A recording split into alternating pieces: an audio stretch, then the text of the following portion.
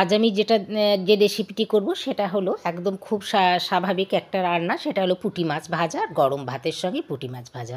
আজ বাজারে পুঁটি মাছ আর চিংড়ি মাছ নিয়ে এসেছি। এই দুটোকেই ধুয়ে নেব।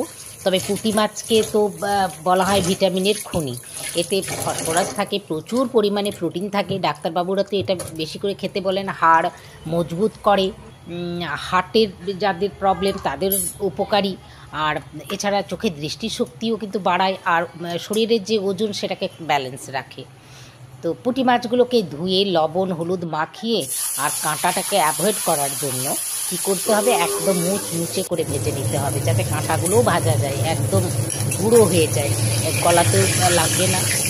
দেখুন এইভাবে তেলে ছেঁকে নিয়ে বেশি করে ফ্রাই করতে হবে, যেমন একদম লাল লাল হয়ে যায়।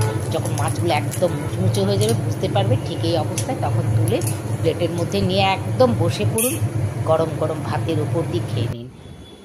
গরম ভাতে এরকম পুঁটি মাছ থাকলে আর অন্যান্য তরকারি তো লাগবেই না, অসাধারণ লাগবে।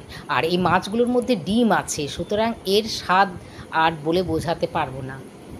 একে তো পুঁটি মাছ, তার উপরে ডিম ভরা পুঁটি মাছ। যারা পুঁটি মাছ এইভাবে খেয়েছেন তাদেরকে তো আর বলতেই হবে না, কিন্তু যারা খাননি তারা অবশ্যই একবার খেয়ে দেখবেন।